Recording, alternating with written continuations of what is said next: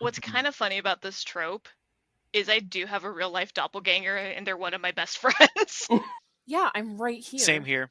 Well, yeah, but like, okay, so I have a troppelganger. Throppelganger? What's more than two? Hey, yo, Throppelganger. The Throppelganger. If I'm into myself and there's three of me. Throppelganger. Like, man, that looked good.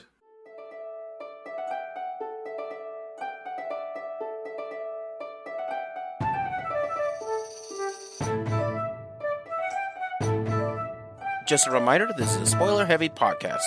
Different series that require a spoiler warning will be in the description.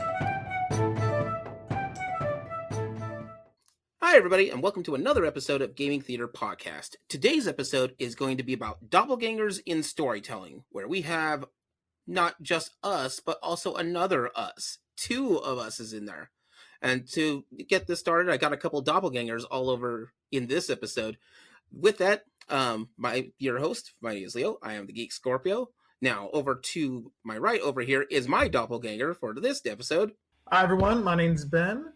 I go by L Penguin on Gaming Theaters Presents. I'm a struggling muscle artist that inspires others through being a buff nerd. All right. And over to their right is another crazy doppelganger over here. Hi, I'm Dean Dane, 2019's Dice Envy GM of the Year and Twitch streamer extraordinaire. You can find me on Dean Dane at twitch.tv. That is all sorts of weird. But over to their right is our another doppelganger on this. Hi, I'm Ashwood Audio, your fancy-focused charity host. You can find me on twitch.tv/AshwoodAudio and everywhere else. You can also find my audiobook everywhere you get audiobooks. How did you know about the audiobook? You have an audiobook? Maybe. It was my first project. It's terrible. A good doppelganger always knows. It's not as bad as you make it out to be. But we all have to be bad at something to be better at something later. Mm-hmm. And you're awesome, so it's working. Your perceived badness does not mean you are not good. I mean, I'm awesome because I'm Ashwood Audio. That's what I meant. All right, and with that, over to their right is going to be another doppelganger with us. I'm Zombie Hand, also known as Liz. I am an artist. I do lots of stuff for GTP. I'm here to have a really good and fun time, but you can meet my better half, my talented and beautiful doppelganger, Spice. Hello. My name is Spice of Spice and Rose. You might have heard some falsehoods slung around this evening already, done by one Zombie Hand, also known as Liz.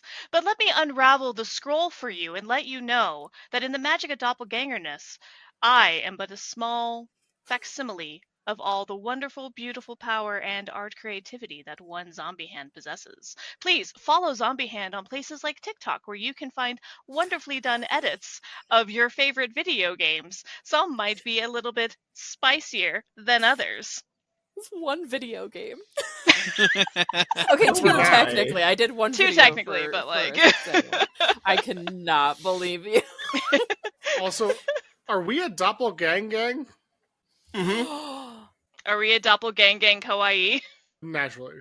Mm-hmm. Gaming Theater Presents Doppelgang.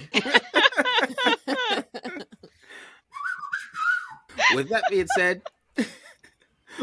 said, let's go ahead and take a quick trip over to the magical merch booth.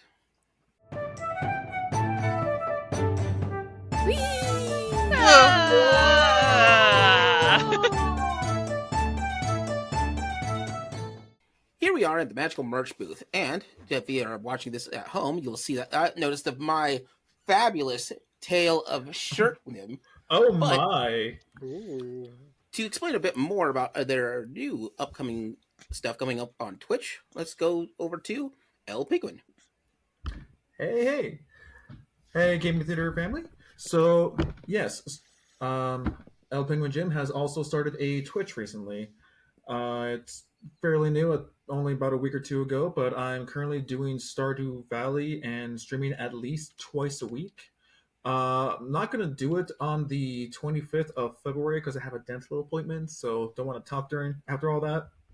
But beyond all that, every Tuesday and Thursday at 10 a.m., El Penguin Gym on Twitch. To be clear, February 25th, 2025. So if you're listening Yes. to this in the future, Oh, yes, that'd be very, not very applicable.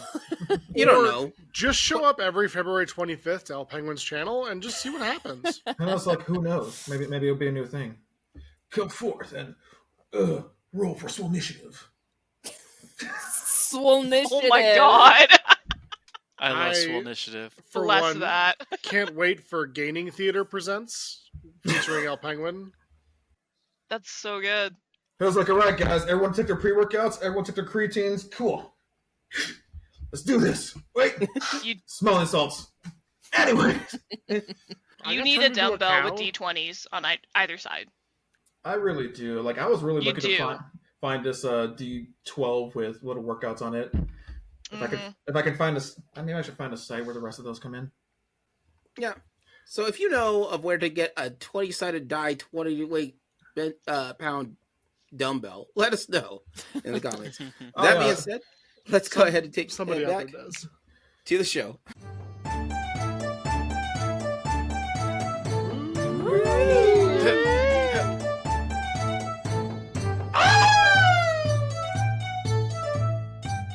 So here we are on today's episode. Today's episode, we're talking about doppelgangers in storytelling, and with this is something kind of different with that. So a doppelganger, by its definition, is you have your main person, or typically your main character, or one of the main characters if there's multiple of them. And then what you do is that as a storyteller, you put in, oh no, a doppelganger, someone from another spot that is exactly the same as this person, but not the same as this person.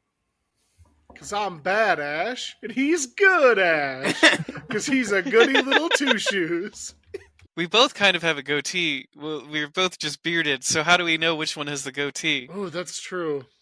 One tells only truth, one tells only lies. You and I need to get into an altercation where we're fighting back and forth, and Spice and Rose or somebody has a gun and doesn't know which one to shoot. Oh my god, you just gave me an idea for a different... Well, I guess they're not really a doppelganger, so I'll put it in as an asterisk at the end. Oh, which was the bad one? I don't know. Tell me something only Dane would know. Oh no, they shared memories! I don't know if I know something only I would know. Social security number, credit card number, Mother's Oh, no. maiden name. blood type, I think. Mother's maiden name, How would I you would all also verify need... that? Yeah. The only No, person that would verify I it. trust Call your you. mom. Are you the one who tells truths or lies? I don't know. You could call my mom. She's a wonderful Well, lady. They would answer. I mean, Leo, how about if it happens for us, we could always try to play around with him and just call ourselves the El Scorpio and Geek Penguin. See how that goes around them. Ooh. We glue it together. So when we talk about doppelgangers, there's near as I can do for my research. Story-wise, they come into 4 fun flavors, and we get to we'll break them down a bit. The first one is for Earth's flavor. We'll go with that. Is the other self. This is where your doppelganger is literally like the bad version of yourself, or the weird version of yourself. It is you, but then this is someone who happens to be a completely different version of yourself. Did my time come early? Mm. Did my time for my Alan Wake come early in the episode this time? Is it ever Yes. late? Okay. It arrives precisely when it intends to. I thought this wouldn't show up until later in the episode, but Leo said other alternate self. Here we are. So before we get to Xavier's little thing on that one, Sorry. probably one of the most famous, at least historically, story of your other self is from an old Star Trek episode called Mirror Mirror, where you have James T. Kirk and a group of people going to another an alternate universe, which is now called the Mirror Universe, and they're the bad versions of all of them, and you'll know this because they all have goatees. That's like everyone has a goatee. If you are a lady, all of them have to have a midriff. That is part of the uniform. It's funny because what they do is that to get promotions in that because they're not the Federation, they're the Empire, and to get promotions, you have to basically take out the guy who the captain who you were serving under. One thing I find kind of interesting, just for those listening at home or watching us on YouTube, a doppelganger is a ghostly double of a living person. So one that kind of haunts its own fleshy counterpart, typically speaking. This is taken from Wikipedia, but you can research it on your own time. So I find that very interesting that like it's a living person and a living person. So this isn't like a similar trope where one person dies and then another person comes back wrong or changed. That's kind of a different, separate thing.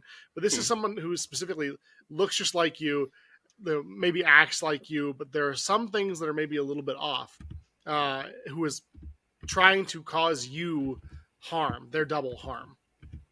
Like in that weird example from our not just because we have Ashwood, which is hilarious, but also we have evil Ash and good Ash as from the Army of Darkness. And evil Ash is this it's just I'm you, but I'm all the bad things for you. Yeah. And good Ash is, well, I'm you, but I'm going to take you down a couple pegs. That's why Ashwood Audio is going to win. Yeah, We all know this. While we were both I've bearded, come to- I am showing midriff. True. Yeah. You Very just can't true. see it on the screen. You gotta keep them guessing. Okay. But no, the Mirror universe is hilarious because they play with it like all the time. Now I know a lot of people didn't see Enterprise when that was around, but one of their episodes that they have at the end is a Mirror universe episode. It is hilarious to watch because basically, what is it? Their communications officer becomes a regular secretary. Turns out to be almost like a secretary in this episode, in the Mirror universe, but ends up betraying, murdering, and sleeping her way to the top and becomes the Empress. That's my plan. It's the way to do it. Good for her. We like a lady who What's- gets stuff done.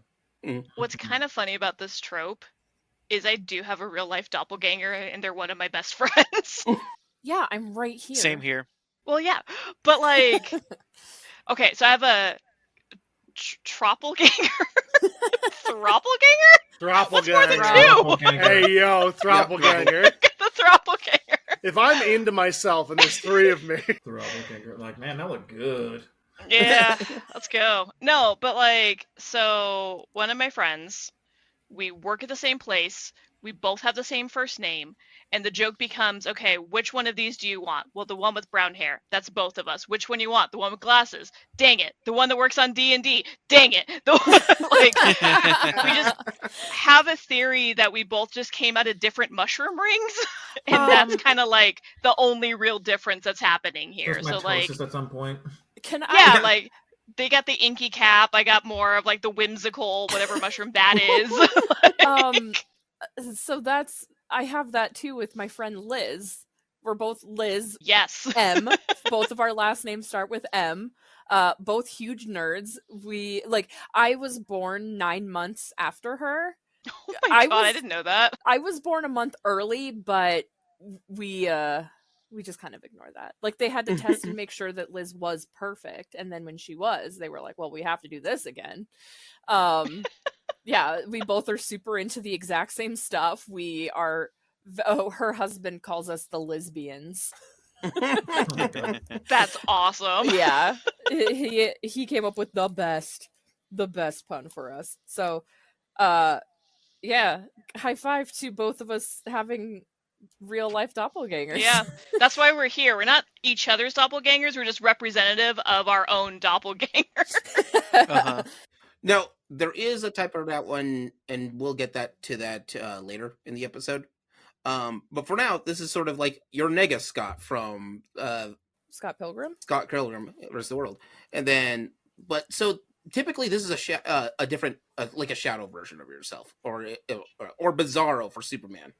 This type of storytelling for it is, this is you, but you made, but this is you, but as yourself, this is all the negative stuff that that came with it. Or like in Bart Simpson's case, in that one Treehouse of Horror, it turns out he's Hugo. the bad one. Yeah. He was the I love that reveal when he's like, the evil twin all this time has been Bart, and everyone's like, and Bart goes, "Oh, don't look so shocked." It's like, seriously. There's something about that one that as a kid actually used to scare me. They're kind of spooky. It's like, do I have a secret twin in the basement? I hope not. But yeah, so Just- and we leave it at that. Just And walk like away. in a cold, like, I'll never tell. And just Yeah. like,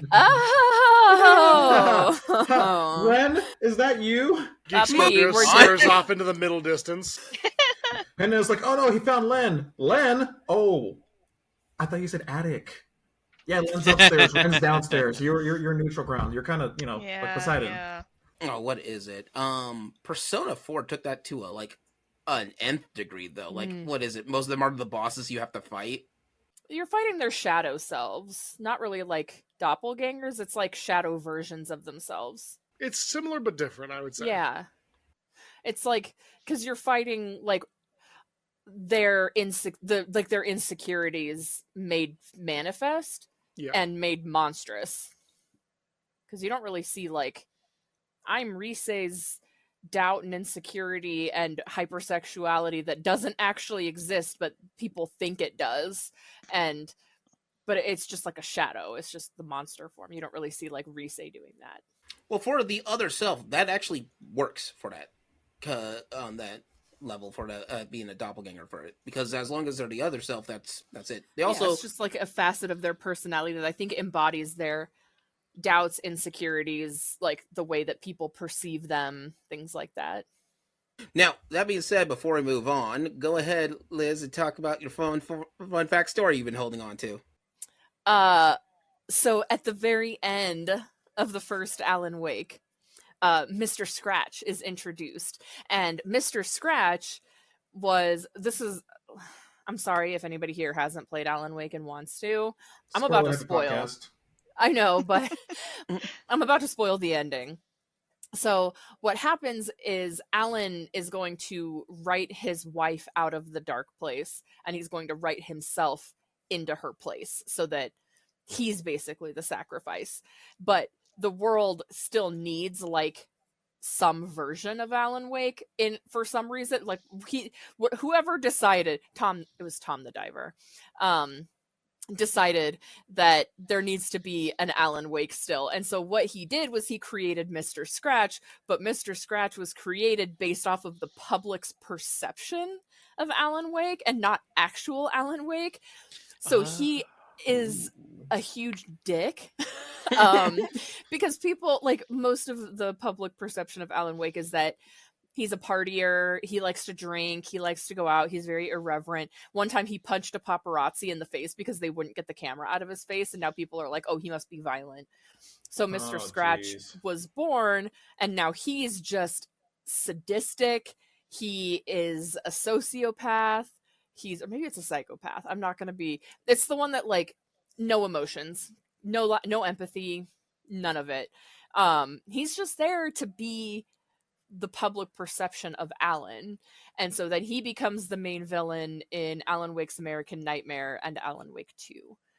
And it's neat because in Alan Wake 2 they kind of start to merge back together in a way. Sorry, Dane. No, it's okay. I just haven't played it. Okay.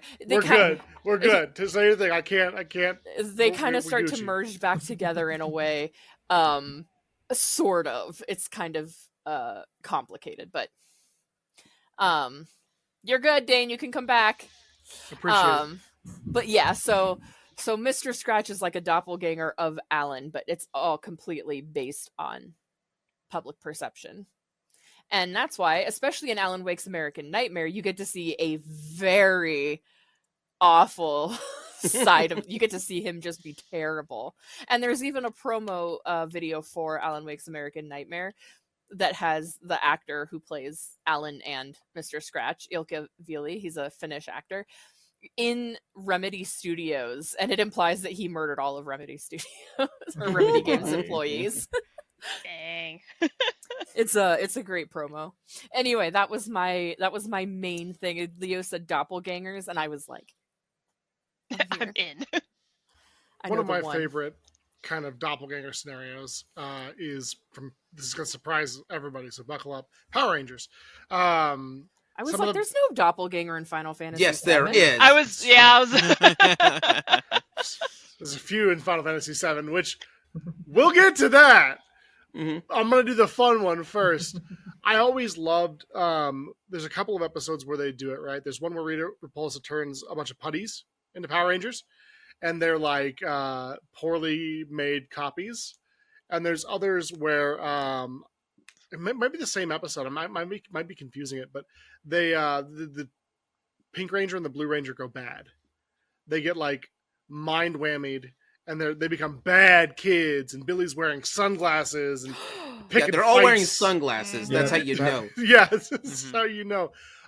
There's a couple other scenes from a couple other non-Mighty Morphin based Power Ranger series where like the difference between the Ranger suits is that the bad ones have black gloves instead of white. Mhm. And that's like a distinguishing feature of like, this is evil.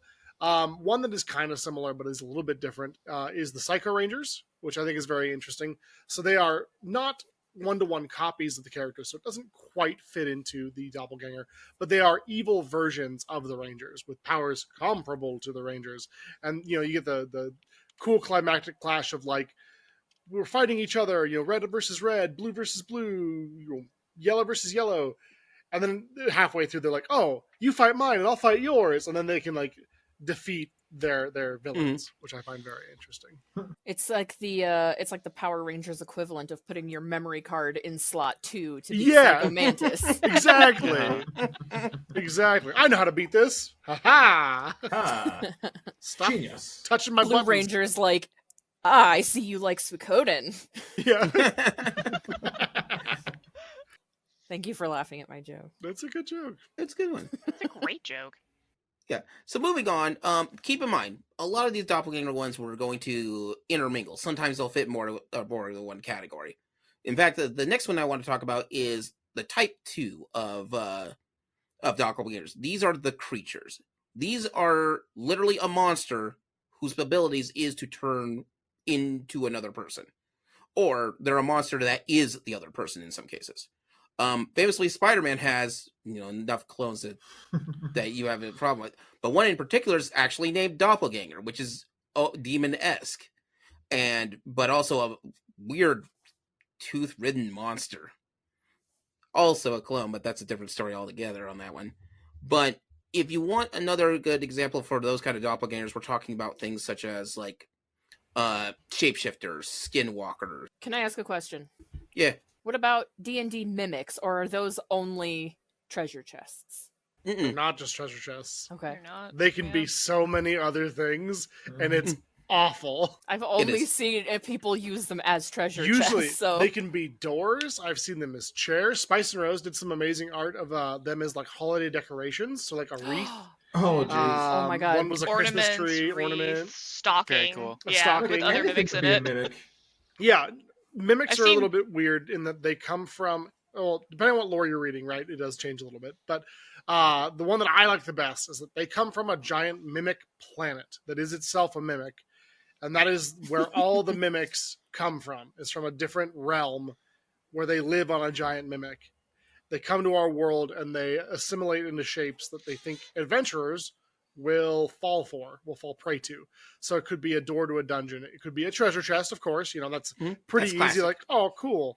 Treasure chest. Oh no, I'm being eaten. That's how it gets me and Ashwood all the time. But Mimics are my worst nightmare. how come no one's checking for traps? everyone should be. But you see a Everything's treasure chest and you're like, apparently.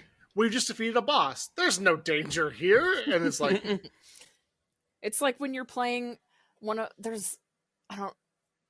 like some Final Fantasy, and you're like, ooh, a treasure chest, and it's like a monster jumped out, and you're like, oh, that's not what I Yeah. want. You're more sad than anything else. Well, yeah, I Exactly. want treasure, not monsty. Yeah. So, Delicious in Dungeon does a really cool take Oh on my god. mimics. And I'm not necessarily going to say it or spoil it because that is still a very new anime. But the way they handle mimics in this ecosystem of a living dungeon is super cool. Yeah. And yeah. They also do doppelgangers as well, Yeah, doppelganger. oh, Yes. that's true. Yeah. and they do Just it in a watch really Delicious. interesting way. Just go watch Delicious in Dungeon. It's so Like, good. As soon as you're done with this episode, cue it up. Yeah, go watch it. Because there's also doppelgangers as a monster Mhm. in D&D, and then you also have mimics, which also can a mimic mimic something that's alive? Not well, per your DM, yes. Per rules as written, not typically in my experience. Yeah, because that's why they have like a mimic, and then they have a doppelganger, because doppelganger does copy what you do. Doppelgangers are like Right. animate objects, whereas mimics are usually non-moving entities. A weird case I liked was in Supernatural. They already have their or Supernatural the series. They Mhm. already have their ones that are just shapeshifters, but they also have ghouls, which are Right. also have the ability to turn into another person. But they get to capture their memories and things, so it's hard to figure out that they Right. have that. And what's funny is that if you're not paying attention, a ghoul can only be defeated the same way you would fight classic zombies. So you just put put one in their forehead and call it a day. Right. Which is weird because like Dean Wester like hates dealing with ghouls until he finds out how to kill them because it's so classic zombie apocalypse. It like makes him giddy. It's one of the few times he actually gets to do the thing he actually wants to do. Yeah. Did you ever play? This is an old SNES game. It's called Zombies Ate My Neighbors. Mm-hmm. Okay. Mhm. So Zombies Ate My Neighbors is a top down. It's just basically you're one of two people trying to save your neighbors. By the way, cool concept in that game. The game to make it to the other end of the next stage is if you say all the neighbors have been saved, or if they're just not there. So if you let the monsters actually take out the enemy, take out all the civilians, you still win. As long as you make it. No, as long as they have, as long as you find them. So either you rescue them or they have been unalived. Good enough, the game will let you move on. But there's they're parodies of different things. So one of them, they have a case of the Attack of the 50-foot whatever monster. They have one for like classic zombies, and they have a Jason Voorhees knockoff. They're all knockoffs. But one of them in particular is a stage where it's based on Invasion of the Body Snatchers. And so you're running around where these pods open up, and there's another you got to deal with. And they're just more yous that are running around that's on the screen. Oh, And there's not a way to tell the difference between you and anyone else, except for you're the one using a squirt gun when everyone else is trying to tackle you. like, which one's the real one? The one that's on offense right now. The one that's using weapons and things and like throwing like silverware at monsters. The only one not attacking others. But yeah, so I always thought that was weird. That was a whole stage of like, and if you're playing it in 2-player, you just got yourself and your buddy, and now all of a sudden there's just like 12 of you guys on the screen. Deal with it. It's too many of me.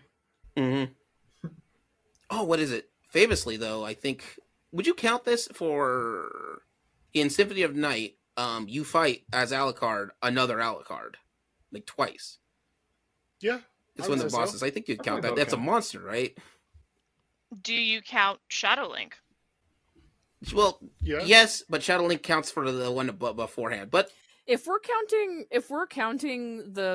the shadow versions of the Persona 4 characters, I think we're counting Shadow Link and oh yeah, Dark no, they did. Alucard. 100%. But a lot of times there are things like this. It's like this is why I was saying in Persona they kind of count for 2 first in this case, because that is especially in Persona in Persona 4, that's their like perceived way of people seeing or what their issues that they're dealing with.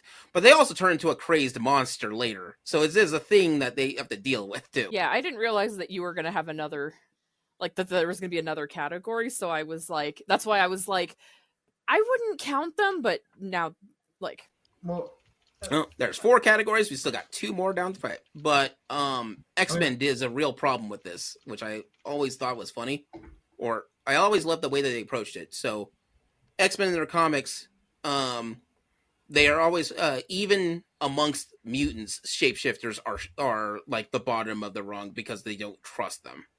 right. Poor Morph. This one's for you, Morph. But then you have like Mystique, who no, I get it. Don't trust Mystique. Just don't. Right. There's quite a doppelganger spectrum going on there, especially when you have it as an ability. Is Mystique she's a shapeshifter, but I don't know if I'd say she's a doppelganger. Well, she can mean- doppelgang into anybody Oh, else. that's That's what true. makes her. Yeah. She her power is the option of anyone's doppelganger. So Mhm. all shapeshifters are doppelgangers. All shapeshifters can be doppelgangers because the original's still running around. But only if they can shapeshift into another person or into looking like another person. Because what if you shapeshift into a wolf? Are you a Yeah, so doppelganger? for this one, it's literally just it's their ability to shapeshift. I think it's more of like the kind of like the split subcategory. So like, shapeshifters come in many ways and form, but the ones who can pull out the level of doppelgangers would be the ones who could literally transform into someone looks Who like transform someone into another else. person. Yeah, so like a skinwalker. Or even a generalized shapeshifter. It doesn't matter if they like have their memories or things. That part actually doesn't No, matter. I think just when you kind of over generalized by saying all shapeshifters are doppelgangers, because some shapeshifters might only be able to turn into animals. Okay, I got you on that one. Yeah, I think that's where the Not all shapeshifters are doppelgangers, but some are. Like very specific shapeshifters can become doppelgangers. If you shift into I someone need a else, flow chart. Need a flow chart to find out if my shapeshifter's a doppelganger. It's more of a Venn diagram on this one. it's like, all right, guys, I got at least 150 yards of yarn, and we got a lot of things to put together. we need to make a conspiracy board. Can change it to thing. Can mimic somebody else. Doppelganger. Remember, if you're listening to this episode, please submit your completed conspiracy boards too. But I think that's all I really got for that. That was probably one of the tamest. It's like it's just right on the. It's exactly what it says on the tin. We change our shape. We're going to be another creature. Where you do this, but yeah, Invasion of the Body Snatchers. That's a whole plot line for it. The Thing from the movie, The Thing, the creature. That's his powers. He can turn into other people. I've never seen it. It's so good. It's so good. It's my favorite. I haven't seen it either, Liz. We can watch it together. Okay. I got it over here. Oh, see, there we go. Okay, I'll make it happen, Captain. you can be invited to movie night. Nice. But yeah, that's the thing. What the creature does. It's kind of nice to have a monster that just turns into something. Well, what do I deal with it? How would you normally deal with this? I don't know. How do I deal with me? That's a question I am not prepared to answer.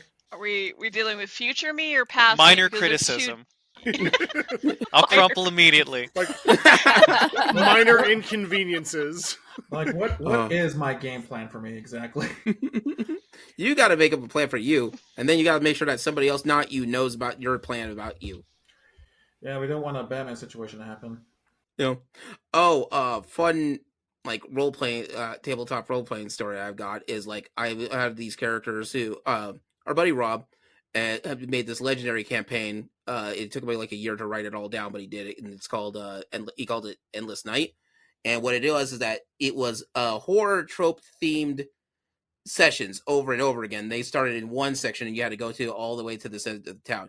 I had the problem of having my characters getting killed off partway through each session. One session, which he loves, is that I died, made a character, came back, and then that character dies by the end of the session. I made two characters. I had my old one, and then I had time to make a new one, and then that guy didn't make it to the end either. At the end of the game, though, I am like, screw this. I'm tired of getting killed off, so I have this guy who I pumped up with the highest hit points, the highest defenses possible. I don't care what's happening. I'm just going to make sure that they're going to take it. And then we get into this last fight, which is a bunch of doppelgangers, and my doppelganger apparently was strong enough to one-shot me. At which point, I just took my character sheet and just tossed it. I'm like, I can't win. This is the most appropriate time to hate yourself. I'm like, what am I going to do? I am too good for this. Seems that way. I'm like, dang it. Why am I so good at taking down me? If I had an ounce of the confidence that evil me had, I'd be a completely different spot. Why is the evil me the confident one? We should share that a bit, right? Stop hoarding it. I was like, hey man, it's like, could you be the one with anxiety and I be the one with, the charisma and the confidence for stuff? Because I think I could do a lot better stuff with it than you can. Evil me, it's my turn with the Riz. We talked about this. Mom said it was my turn with the good stats. And she's our mother, so it works out. It's like, bro, look at how nerfed I am. Come on. All right.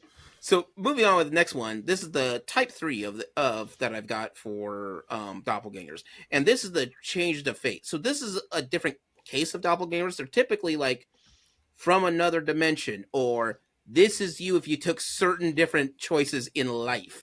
Oh God, I think about this all the time. Oh, okay. This is one of my Yes. favorite types of doppelgangers. Oh, same things. I love the what if scenarios. So if you want a more modern, good example of that, this is how the Spider-Verse works. In every Spider-Verse, there's always there has to be a spider person, either Spider-Man or a spider-like person who has it. Who gets those powers? It's a roll of dice. Statistically, we'll run up with Peter Parker, but not all of them get Peter Parker on that. Spider-Gwen is one of my favorites. And that's how they did Miles Morales in the Spider-Verse movies. Why is it got to be a person? Why can't it be a pig, Leo? It can be a pig. Hmm? That's how Spider-Pig is. Pigs aren't people. Although, to be fair, Spider-Pig's a weird one because it's a spider who got bitten by a radioactive pig. Exactly. Did you just say pigs aren't people? What? No. What? Pigs aren't real people. Pigs aren't real. Real. Pigs aren't real. Wake up, sheeple.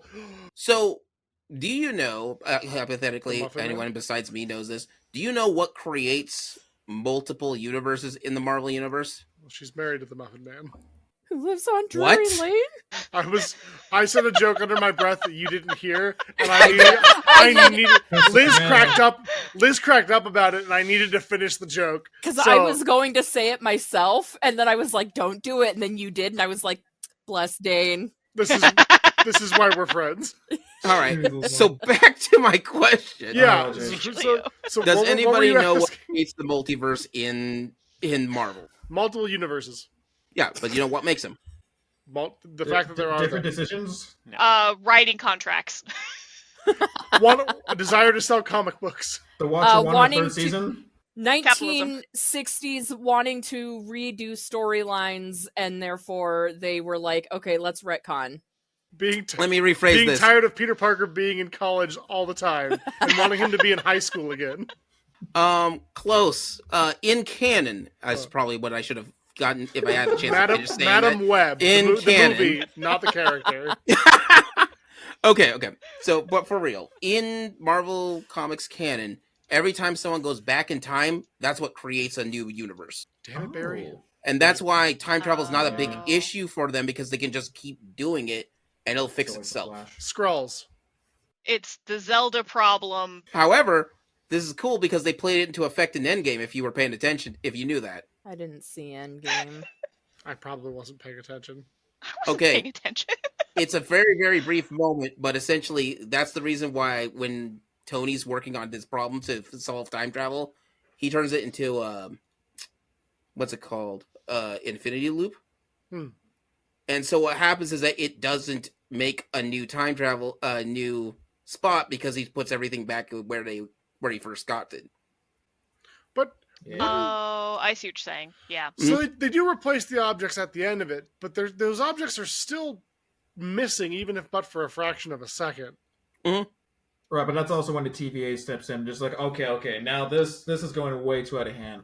Put it back. But that is why that's Marvel's in canon excuse for why time travel is not a big deal, because that's why you get all these multiverses. Interesting. And each one of them has a doppelganger on it because they all have to have a spider person somewhere. Mhm. Everyone else can be all willy-nilly. One of the rules of the universe. You don't always get, George at the corner store, but you will have a Spider-Man. I mean, some places have a Wolverine instead. And that's a holdout. At least we know the Wolverines can stay consistent with what the Wolverine looks like. And there's Marvel Rivals Wolverine. That's just, how do you like square? Why is he so thick? He's just He a is square. huge. He's just a living square. They wanted to go for comic book accurate height, and the proportions were too good. But yeah, so in comic book history, the earliest instances we have of that is actually a DC comic called I think it's called The Flash of Two Worlds. Anyway, it's a Flash comic where he goes and ended up creating a little wormhole thingy and ended up running too fast, and ends up going to Earth 2, another version, and finds another version of Barry Allen, or no, another version of the Flash, but not Barry Allen, It's the version of the Flash from the 40s. And so after always that been. moment, they made these two things all canon, so that way they can just hop in and out from Earth 2 to Earth 1. And then you got Earth 3, which is all of them, but they're all evil and bad guys. These little ones. The friggin' Flash. Freaking Flash. Always running too fast. But yeah, so you have these from other dimensions, and like in the Arrowverse, Earth 2 is Earth, but everything's with a 40s 50s nostalgia vibe tech type move. Like that one season of Riverdale. Is that Doppelgangers, Liz, or just another universe? No, it was like a. They went back in They time. did both in Riverdale. Did they do both in Riverdale? They did both. They did alternate universes and they did. Is there Okay. anything course they- Riverdale didn't do as Yeah. far as tropes go? That's Of the bigger course they question, did I both feel. in Riverdale. Like, The one thing Riverdale not a good didn't do show. was make a cohesive story. they're copying the same playbook that the CW has used for years. It's just what you do. Yeah, we get to there. You're up to season 3. At some point, you're going to another universe. Yeah. I watched halfway through season 1 and then have just watched other people tear the show apart. And that's just a fun pastime. for Like me. that is all we need. Anyway, now. I apologize.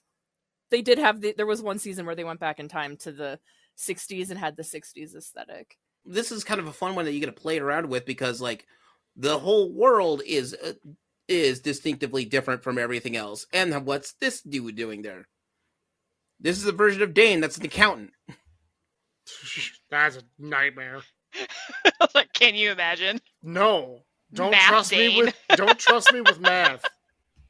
But like Dane, who's only good at math. Yeah, only good at math, but TTRPGs don't exist in this world. They got No. shunned. He loves math and Pathfinder. No. Oh my! I want them to not be there, and like Dane's just sitting here throwing rocks for a while. I'm like, man, I wish I could do these rocks with numbers. It's not like I hate Pathfinder, just for the record. I almost want Accountant Dane to just be an absolute square and have his hobby be stamp collecting or something. Dude seems like a huge nerd, and I kind of want to fight him. And that's coming from me. I would Looking Meet like him this. outside.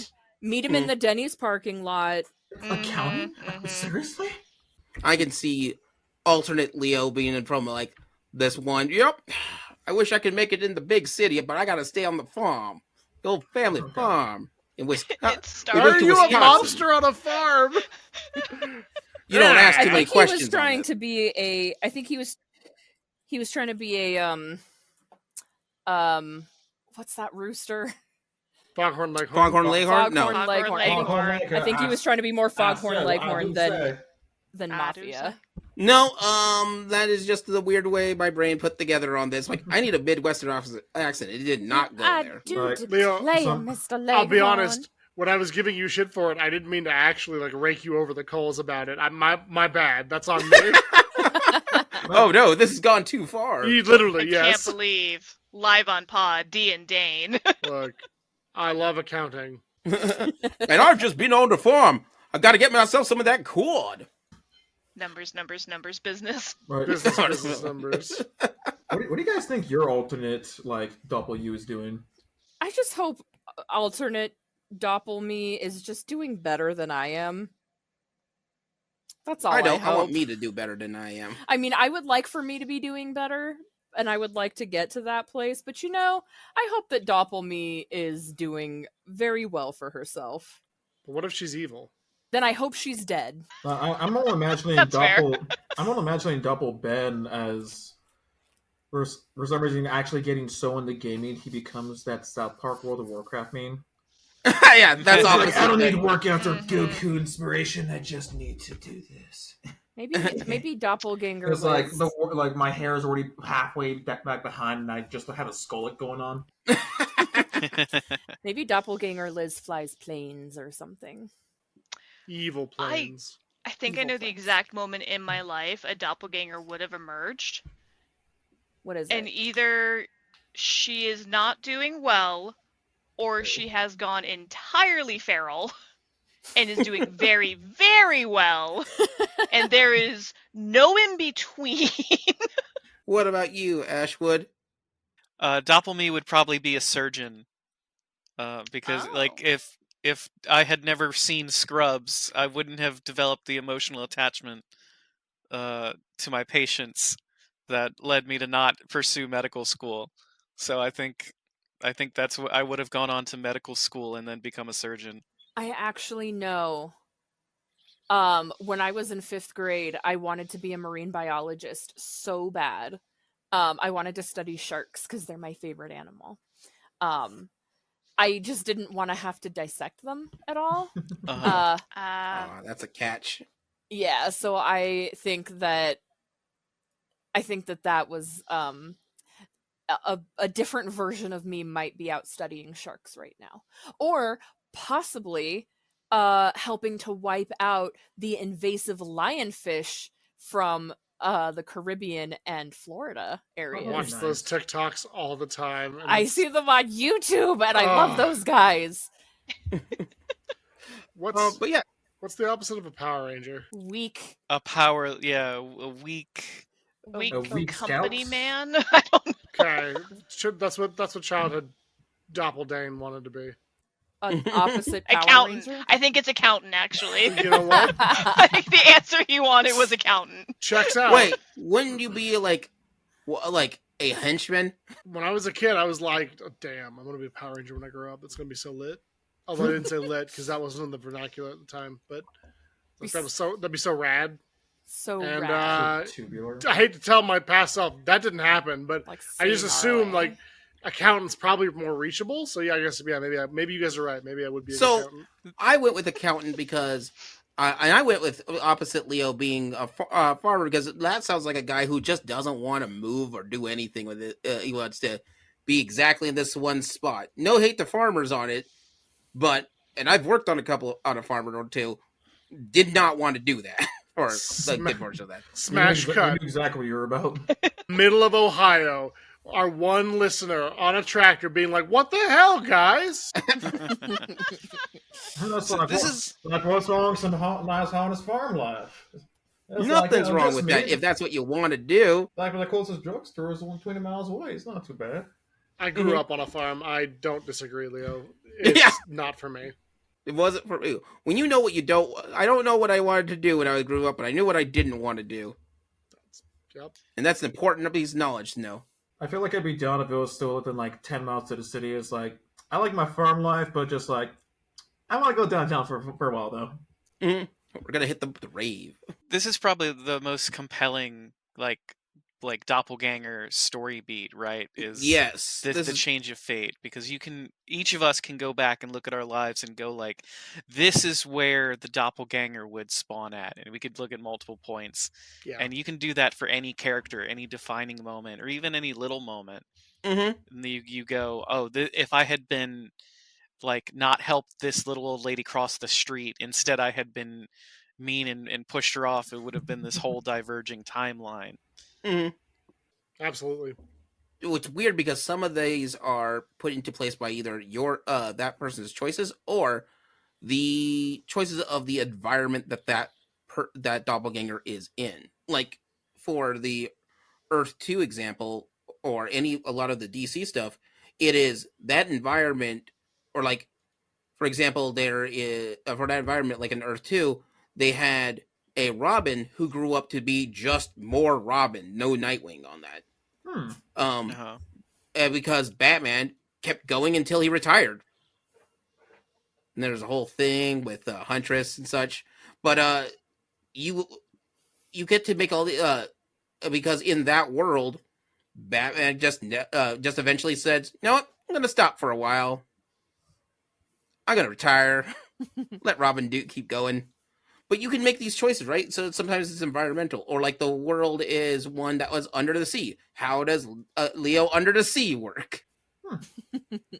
Or it's 1887. It's Leo in the Wild West. How does this Leo work out? He'll have a whip. I just know he has a big hat. Cowboy Leo. Cowboy Leo It's like just putting yourself with in kung different- fu action. Putting No. yourself in different No. scenarios. Just That's seeing- Kung Fu Leo. We can't cross the streams, Leo. Okay, I'll be honest. If I'm gonna have Kung Fu Leo, I want 1970s Kung Fu movie Kung Fu Leo. Yeah, that probably Introducing exists. American Ninja Leo. There is a really interesting philosophical idea that, not in terms of probable worlds, but there are possible worlds, right? Where there is a possible world in which Leo is a 1970s kung fu action star. I just find that very interesting that it does kind of tie into this doppelganger conversation where, like, yeah, there may be roads you could have taken which would have landed you in Hollywood and would have made you an action movie star. Yeah. Somehow. Somehow. Don't know. I'm not here about the nits and bits about how things got. I just want the highlight. Yeah. I will say that a show that I feel like had one of my favorite examples of what a choice could make in different universes was I always call it the Roxanne episode from Community. Yeah, right. But their whole situation was that they're all about to play D&D, and so no one wants to go downstairs to get pizza. So one guy, Jeff, he takes a dice. He's like, okay, let me roll this thing. Whoever it lands on, starting my left, that's who gets it. And you literally see every timeline and how it plays. And of course, Abed, being a nerd, he is just like, you just realize, you're just creating 6 alternate timelines right now. Just because he has to be meta on all that. So what I love is that once you get towards the end, Abed actually catches it, and it's like, we know you're doing this because you're a tool, because statistically, you'll be the only one who doesn't have a chance to go get it. Go get the damn pizza. That's a good timeline. But you actually get to see one of the other timelines, and it's like, okay, so what happened? They're just sitting around their own little study group table. And I was like, okay, let's see. Pierce went insane. You went to an asylum. Jeff, at some point, you lost your arm.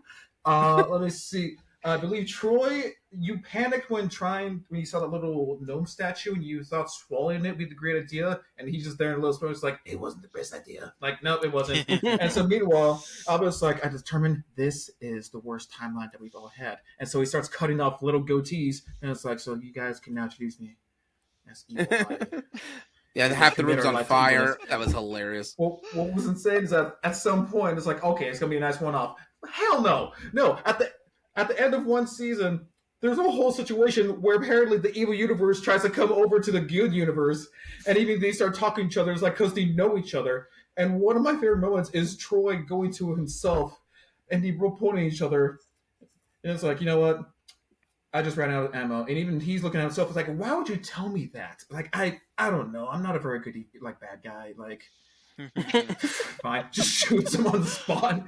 And also just play the entire thing. It's just like, wait, if these are doppelgangers, wouldn't that mean they also have our flaws as well? And it's like, hey, Britta, I bet you leave the safety knob and you probably, wouldn't shoot it. Oh, yeah? I didn't leave it on. Check it out. See? Totally made it. Oh, shit. And goes back to the universe.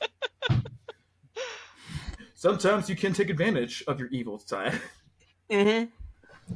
But yeah, no, Ashwood's right. This particular one, the Change of Fate, is probably the one that's played that you can do a lot more with that one. That being said, though, let's move on to the fourth one, and the fourth final one that from I can find out, which is the clone. Which this is an actual clone doppelganger. This is actually there's 2 of you now. How you deal with 2 of you, that's up to you guys. They're not bad. They're not good. They're not from somewhere else where things were shenanigans. That's just you. There's 2 of you now. Deal with it. Would be good friends. I don't know that I'd be friends with myself. I would absolutely befriend myself. I think that we could spot each other. I think I would get tired of my it's own hard to find shit. a good spotter. Oh, I don't like me, but I would have to be my friend. That's who I am as a person. It's true. But Penguin, wouldn't anything too heavy for you be too heavy for them? I mean, if he's spotting me, the only thing he's do is help make sure it doesn't kill me. And it's like, all right, bro. Now you try getting this, and let's see what's going on wrong. We can start exploring one another, test different diets, see what isn't. Oh, we could definitely test different diets with each other, different training regimens, see if one could be more calisthenic. Actually, we would experiment with what we could do. But wouldn't that create like infinite feedback loop of you just lifting heavier and heavier things until there were no heavy things left for each of you to lift? I feel like we would end up just like what was the name again? I think it's like the Voros twins, except instead of just like skinny and super tall, we're just short and brown. And stop here. Yeah, would each of you have to adopt like a primary color to wear at all times? It'd be helpful for everybody else. Would be helpful. It would be helpful. You know, oddly enough, I feel like we would alternate between who wears pink and who wears purple and just switch every now and then. I don't like Oh that. no, You you got can't switch, man. Then Then you're we- messing then- everything Well, up. then, no, then we'll just stick with the theme, but it will just have like little hints of each other. Just like, I still like your color. It's like, I still like your color too. It's like, bro, we're so cool. The ultimate high five. It's like, you know what day it is? Leg day? Leg day! It wants me to hold hands while we balance on Bulgarian split squats. I can see him doing exactly this. Yep. This would exactly happen. It'd be so fun. Oh man, but yeah, I mean, if I had a second clone, we would take over of like at least we'll do half of our one guy's work, so that we can split it for two of us. I'll be my own teammate. Yeah. But with this is kind of an interesting one because you can play around with the same thing. Like, got two kind of hilarious examples of that. One's from Futurama, one's from one of my favorite shows, Farscape. In Futurama, you get to see their clothes and their doppelgangers of stuff, which whenever they go back in time, they're still there, but they're always a dick to themselves. As a rule, the guy who's coming back in time, man, you're a dick. But yeah, they could do more with it. They don't. The other one that was in Farscape, and this is a big spoiler because it's a whole season thing. So John Crichton, our main hero, gets split into two. So there's two Crichtons. And for a while there, every time the dark, deep, dramatic, they split up, the two Crichtons split up in two different spaceships. So they're going to meet up at some point in this other part of the galaxy. They know that they're going to meet up. It's just going to take a while to get there because they're both. The cool thing about having two Crichtons is that you can split up the forces that are trying to chase you. So they do this, and meanwhile, one Crichton gets to have all this dark brooding, all this drama, all these bad negative things that are happening to his side of the crew for it. The other gun got all filler episodes and fun times that are had by him. And when they meet up, one's bitter and jaded, the other one is just happy to see his friends again. And they're like, well, which one do we keep? It gets really messy because one of them falls in love with this girl who falls in love with John Crichton, but not the other John Crichton. Oh, that is a love. How would you call it? A love triangle with yourself in that case. A love prism. A love chevron? A doppelganger. A doppelganger. We talked about this. Nice. I think you can look to shows like Vampire Diaries and Orphan Black for like those sorts of plot lines as well. Mhm. Where it's like, oh, we're in love with you, but you're also here. So how do we like rectify that person I'm in love with now? There being too many of them. Orphan Black is such a good show. Such a good show. So good. But that one is clones rather than doppelgangers. Well, that's what we're talking about. These are all clones. You know, speaking of clones, so who remembers the episode of American Dad where Stan and Francine were fighting over how they Steve? were raising... Yep, how they're raising Steve. So I Stan think tried to get it. My sister and I quote this episode all Yes, the time. thank you. Because we always go, hey, bitch! Which is what Steve says, which awful, lazy Steve says to Francine. But I love how that one is a fantastic example of, okay, they cloned them. They're clearly doppelgangers of each other. But what if was one raised as like an extreme, almost super soldier level, just Marine Corps kid, and the other one is balding before he's 17 because he's also using his gut to balance his Cheeto bowl. So Like, it really does go down to choices in your life now, doesn't it? And this, okay, I actually do use that episode to motivate my clients at work. And it's like, this is how I can tell you it's a choice, and I'm going to tell you exactly right fucking now. And it's like, so, have you ever seen American Dad? Here's how it's going to go. You could either be the one who has the balancing Cheeto bowl on you, or you could be the one running the way, trying to cause a bad situation, and even your own dad's going, God damn it, he's too physically fit for us. Jesus Christ, what did I do with this kid? Oh my God. It's like, I'm sorry. You proved there are two versions of you. You could totally be the badass version if you choose. To kind of Oh, Liz first. Oh, I was just gonna say briefly going back to Orphan Black. I just want to say Tatiana Maslany does such a phenomenal job in that role that she like I forget that I'm actually watching the same actress play like 5 different characters, but when she is playing Sarah pretending to be Allison, who is like so Sarah is like Cockney British, very like slang and like I don't know, like very very not like eloquent like I just was playing suburban she's pretending to be suburban housewife, soccer mom, like van with 2 kids and a husband, white picket fence. Her playing Sarah, playing Allison is so phenomenally done that it actually seems like you're watching different actresses try to be each other. That show's phenomenal. So to piggyback off that, we've spent all this time talking about clones and have not said the phrase the Clone Wars. I was waiting for this to be over, to be honest. Well, there aren't really any doppelgangers in Clone Wars because they're all like they're all faceless. They're all clones. They're all clones. But they They're- all have Jango Fett. personalities. Jango Fett and Boba Fett are the same person. Yeah, Boba Fett was cloned off of Jango Fett, but not made to age faster like all the rest of the clones were. But all of True. them are Jango Fett. And when you think about the Who's actor hot.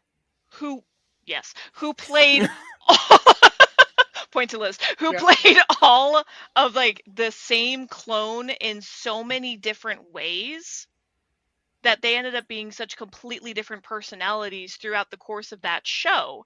So like, yes, they are all technically clones, but they are all such different microcosms of the same person in all like the minute details of way a person can shake out to be. Huge shout out to Tamara Morrison. A, you're hot, but also B, you did a phenomenal job. No, I absolutely agree with that. You look at Captain Cody versus Rex. You look at, name 2 clones from the Clone Wars animated, and you will get 2 different ways that those characters are. That's an excellent point. Animated series. But I what was just that treating them ASMR, like the Liz? faceless. Well, they're not stormtroopers. I agree because they all have the same voice, and they, we don't get a look under the mask. You don't get to see them really. But we get like, for lack of a better term, we get like hero characters out of the clones, which sort of gives them personalities. You've got the Bad Batch, and they're terrible at what they do, but they're all played by the same guy, and they all have the same face technically, but due to certain choices and certain situations that they all go through, they all look and act just a little bit different. Well, Not then just the you Bad also Batch, have the clones in general. Sorry. yeah, you have the discussion like on the sort of meta sets in story where you have characters from like, the Jedi Order basically discussing, should we let them have any individuality?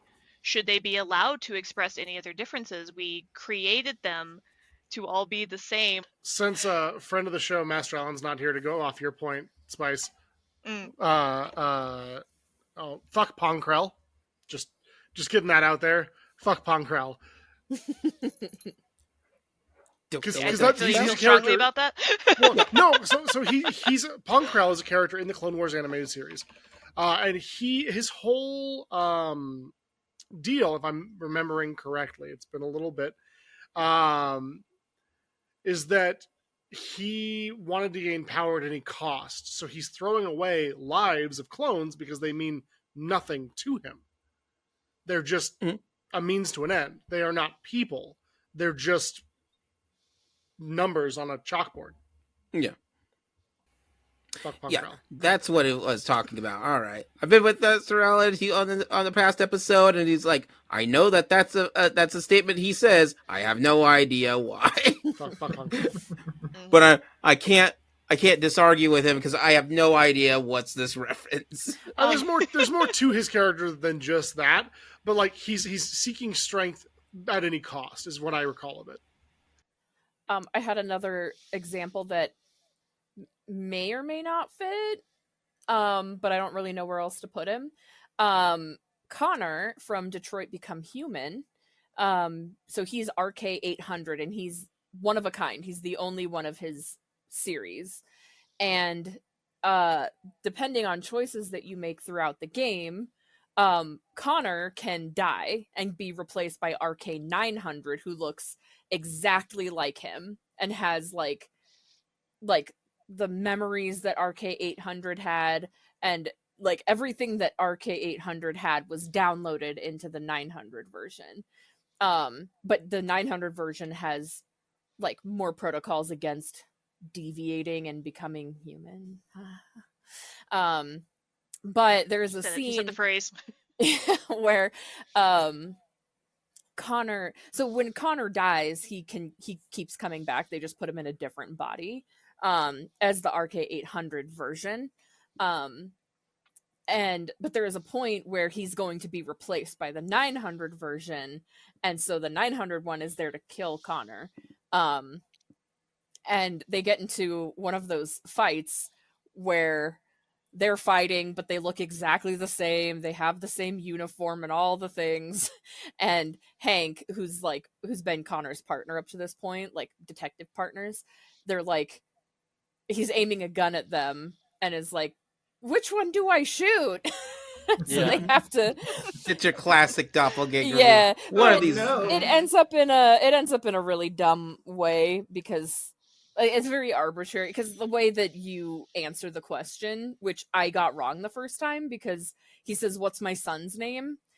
which you can find early on in the game, but I didn't, because I was taking care of his drunk ass and then playing with his dog. I didn't look at the photo. Yeah, I didn't look at the photo. And yet you want to marry Shane. And I didn't find his kid's name, so I answered wrong. And he shot and killed my Connor, and then was like, "Oh no, I killed the wrong one," when the mean version took over. It was a very arbitrary thing, because even so, that gives you 4 choices of names, and even if you didn't find the picture in the beginning, the real name is still on there, so you have a 25% chance of guessing correctly, even if you never knew. Like, if you never found out. And I don't know. Anyway, I have a lot of critiques. I love that game, but I have a lot of critiques. That's a different podcast entirely. But yeah, so one of my favorite ones that they play with, and this is again a Star Trek thing, where they keep, transporter accident, and now we got 2 Rikers. Dang it. 2 Rikers, you say? Yeah, I did. The universe can't handle 2 Rikers. Let's get that out of the way Too first. much trauma. I think one chair could, though. It's getting Have you ever ridden a bike? Do you believe in ghosts? Which of these was incorrect? Stay tuned on Fact or Fiction. Yeah, I love that show. That was such a good one. I don't remember the real. Beyond Belief. That's it. That's what it That is. was I used to watch Yeah, the shit yeah. out of that show. So yeah, at this point, these are the 4 types of doppelgangers that you can have in storytelling. They're either a creature, they're from they're a shadow or dark version of the character, they're some kind of they're from another universe or made other choices in life, and that's where they're on. Or they're straight up, they're just another version of the main character. Just we have 2 of them now. Deal with it. Some of these stories can be like legendarily or really well done or really good. Like Orphan Black is a good example for it. Others can go down in infamy, like the Clone Saga from Spider-Man in the 90s, which is a mess and a half. You have that. But with this, the thing is that these are also sometimes intertwined and interchangeable for it. So you can have someone who's both a monster and a clone, or you can have someone who's picked to change their fate, but also they're still a shadow version of yourself. You didn't bring up Final Fantasy VII. I know, I was waiting for Leo to finish before I circled back to it. I noticed that we had gotten through the clones, and I was like, shit. You know what? Now's the time.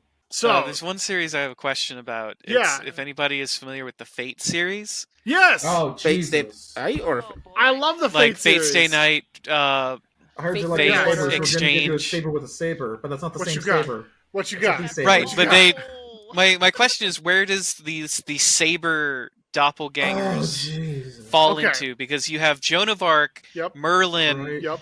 like King Arthur, Yep. all these people, they just have the same character model. So it's like, are these clones? Are these creatures? Are All right. I mean, Wait. So Wait. like multiple categories? yes, Liz. I have the briefest of asides before we let Dane get into it. Chrono Trigger and the Chrono Clone. Thank you very much. That was all Yep. I needed. Yep. Nope. Fate. Yep. That's a good thing to call out. That's That's a good it, thing well. to call out. So Now for the next 3 hours. Fate Stay Night. And then Final Fate Fantasy Stay VII. in general. Type Moon products. Grand across the Order. How it works is that you summon a heroic spirit utilizing typically something from their past, right? So in Fate Stay Night, especially in Unlimited Blade Works, which is probably the thing that most people have seen at this point, they use King Arthur's sword scabbard. And that is one of the mystical things that they utilize to summon the spirit of King Arthur to present day. Now, you might be thinking, with D and Dane, King Arthur, as far as we know, was a man. And yeah, it's anime. I don't know.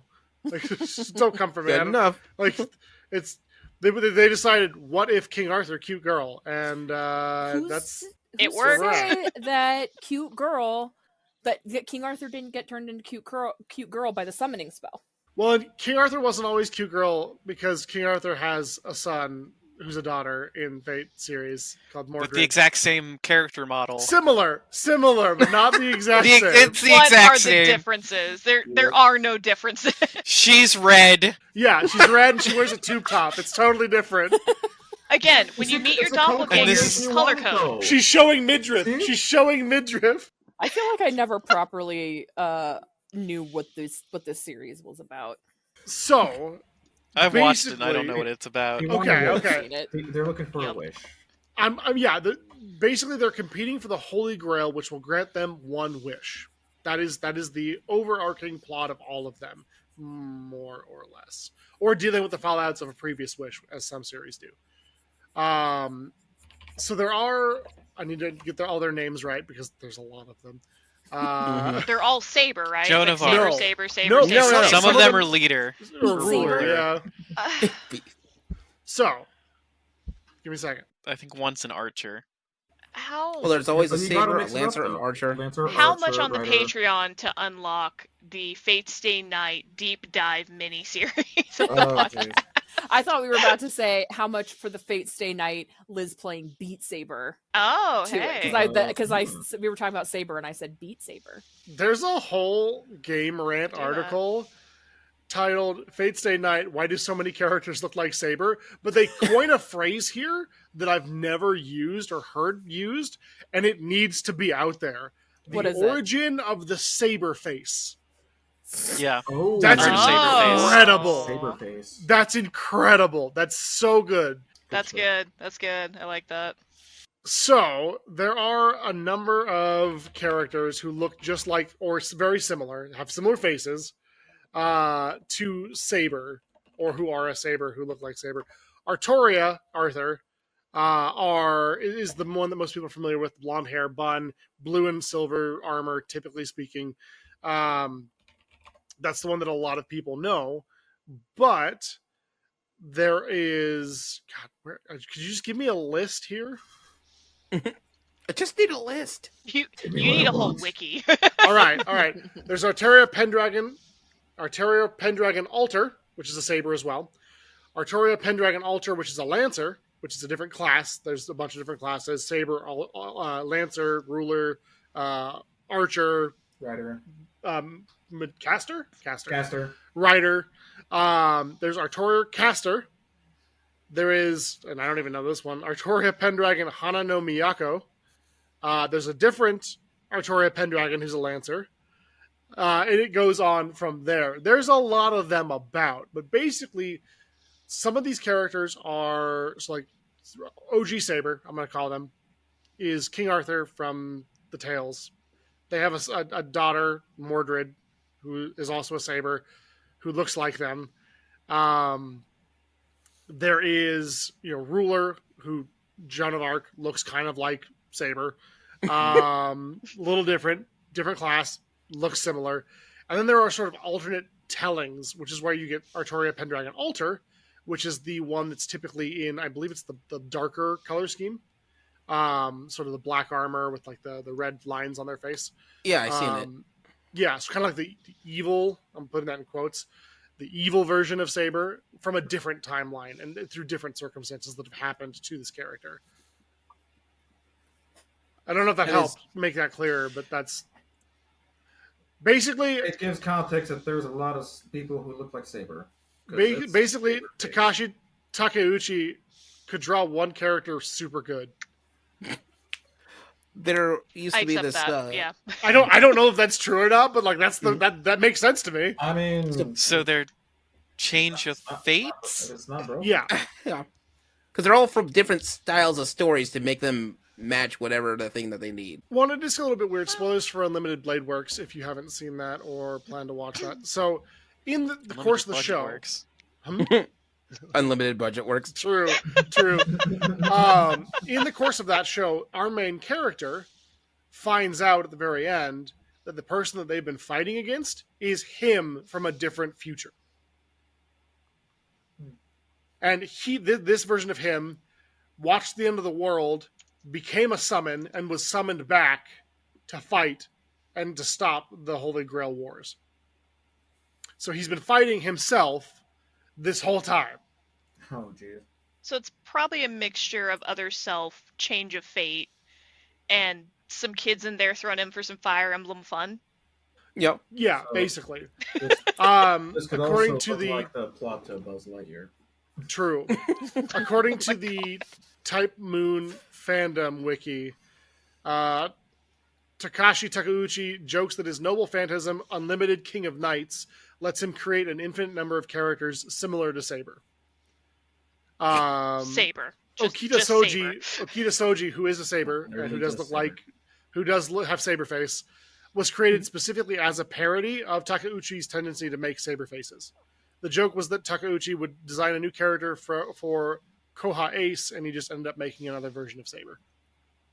Oops, So, all Saber. This dude just likes drawing Saber and is like, I mean, she cute, I get it. Oops. Also. I mean, Might I've be- seen the figures. I get it too, you know? Like, Hashtag Saberface. cute girl with sword. Yes. Okay, next. Good enough for me. Perfect. If you want me to stop drawing Saber, then maybe people should stop buying my Saber merch. True. I remember that there used to be this thing. I was on the TV trope site like years and years ago, and it used to be that there was two opposite tropes with each other about this, and I think I brought this up in the animation episode. There is the matte graining rule, is what they was known as, which is everyone should be drawn so uniquely that you could tell what each character is from a silhouette. So It's there, just a good unless character the design. character is Mhm. exactly a twin, you should be able to see that way. Even in some cases, work around with that. The other one, and for a while there, Akira Toriyama was the noted guy on that one, which is only 6 faces. I only draw 6 things. We'll just use them over and over. You don't need any more than that. He's a genius. I understand Chrono looks like Goku. It doesn't matter. It's perfect. I mean, that's just That's all a he big needs. thing in shoujo manga too. Is you have your favorite artist, you're like, oh, this is the exact same character face design, and we've changed the details a little bit, so it's fun again. How did we I, get this far without talking about Clamp? Holy shit. I struggle with Yes, drawing same thank facey you. stuff. But yes, Clamp is one of the worst. Yeah, where it's like, hey, Tsubasa. yeah, here's this character. You like this character? Here's this character, but it's not this character. Here's this character again. I'm evil kitty. The only thing is, Cardcaptor Sakura was my favorite magical girl growing up. I actually have the first. Okay, I'm missing a few in between, but I have the first like 34 issues of the individual like comics from Oh, the Cardcaptor Sakura. old ones. because I was getting them as they came out in the US when my Dang. yeah, so I'm missing a few. I want to try and get my hands on them at some point. But yes, Clamp is very same-facey, but they tell emotional stories. Oh, they do, and they're If you great. ever Damage. read Emotional Clover? damage. Mm-hmm. Clover hurt me. I actually got an like a big hardback omnibus version of it so I could reread it, and I'm like, I don't know if I'm ready. No, you're not. And like No. Clover is it technically finished? Yeah. Yeah. It was a just very hurts. short series.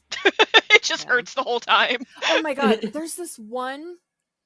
I'm sorry, I know that this isn't this. I mean, I guess they're doppelgangers because they're kind of same facey. But They're if the same I characters too, sometimes, aren't they? if I remember, well, I was Yeah, talking with about Clamp in somebody specific, else. with like Tsubasa. Oh my god, I kept there's this one manga I read, and if I remember it correctly, it had God, it's the girl who does DN Angel. Oh. She did another one called Candidate for Goddess. That's it. Yes, I love Candidate for Goddess. That one cut off. She never finished DN Angel, and then she did Candidate for Goddess, five like volumes big or long, and at the very end, massive cliffhanger, huge cliffhanger says the end. I was so mad. That's just mean. That's just mean. So mad. But anyway, Rude. what's her name? They called it Pilot Candidate in the anime. God, the manga was so good. God, I can't read it. This is giving me painful Nana flashbacks. It's just Yukiru Sugisaki. She Yeah. can be very same-facey because I dare you to look at Candidate for Goddess and be like, I know which one is Daisuke from DN Angel and which one is the main character from Candidate for Goddess. Well, I think it's pretty well established too in a lot of like mangaka and comic books and that sort of thing that if you draw like characters, you know, the guy who made Death Note made another series after that has nothing to do with like thrillers or mysteries or anything like that. It's about people wanting to become manga artists, if I'm remembering the creator correctly. That's cute. But those characters definitely have hallmarks of like the Death Note style, where you're like, I know that's you. Oh, it like was. I can tell that's you. Wasn't Bakugan. No, I wasn't It's Bakugan. Bakugo is what came to mind, but that's from My Hero Academia. I loved It the starts ending with of Baku. Death Note. Because I own this. I should know it. Bakuman. Sorry. Bakuman. Yeah, and like you see it and you're like, that's just the Death Note guy. With like Yeah. like better sleep and lighting. Like that's just L. You know what everyone should like watch but like drunk or high or something? No. What? The Netflix Death Note movie. Oh god. Yes. So with that though, Oh yeah, sorry. yeah, that's just an artist style for artist style's sake. That just is a thing that'll happen. Very No, I'm and- sorry. Even within DN Angel, Dark looks exactly like Daisuke. It looks exactly like Crad, who looks exactly like all the other dudes. I guess I get that it's like a manga, like a style thing, and I also struggle in my art with feeling like a lot of my art looks very same-facey, but Mhm. like some variation of the hair. Like something. Yeah. Give one of them glasses. Leo, what's the difference between Goku and Turtles?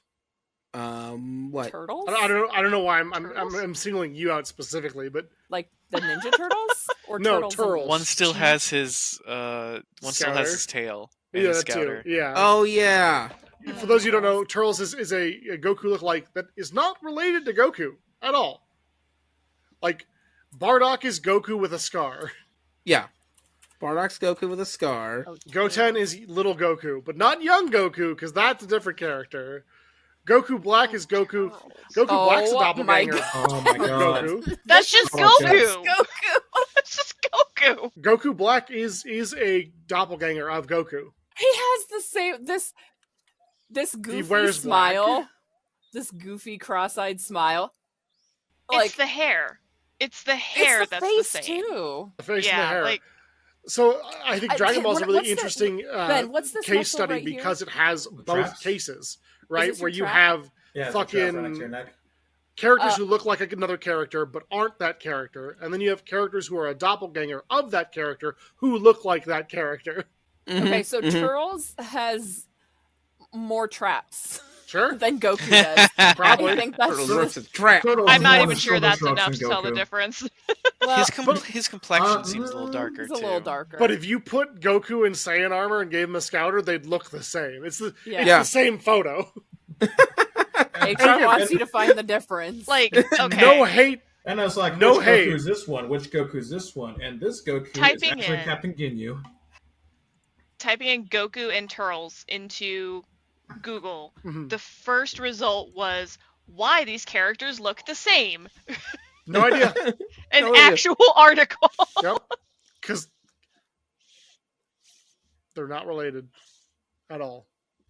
Not related at all, but still two completely. Is that the extent of just find you can copy my work but change a little bit of it, Kinda, you can right? copy my own. Copy my homework. but make sure to these change are a the little same bit. man. But then Yeah. even do that. Just Well- some slight changes. Turl's hair goes to the right. where They Goku's have the hair same goes to the left. the same cowlicks. Yeah. It's a Saiyan thing. But you have wouldn't different get it. hands. I would understand. You're right. One goes to the left, one goes to the right. Cha-cha reels. But yeah, that's about what I got for doppelgangers and storytelling. They're a cool way to examine certain things on that. And Dane should now talk about Final Fantasy VII before he forgets about it again Oh, for I a didn't- third time. I didn't can't forget see about it it this time. I was waiting. There are I no was- clones in I Final was Fantasy VII. biding my time. There are so many clones in Not Final even Fantasy one. VII. Not a Everywhere. one. There's Not a so one. many. There's Name so Cloud. Name 7. 7. 1, Guys. 2, 3, 4, 5, 6, and 7. You're That's just fair. counting now. That's just Yeah, a counting Because Dane. they have tattoos. It's That's just a in the counting remake, Dane. right? Yeah. Well, the tattoos are in the original as well. Yep. But yeah, Kadaj, that's a good one. Kadaj. That How Liz is that a said. clone? So, I never What- played Crisis Core. Was it in Crisis Core? was what in Christ? Was what in Him- Christ? I didn't think he was a clone. I thought he was a normal born dude who just So, messed up along Just the a way. guy down. what's interesting with Genova and Genova cells specifically is once they're activated in the body, they have the ability for Genova to kind of assume control of that body, Mhm. given certain circumstances and given certain direct contact with Genova.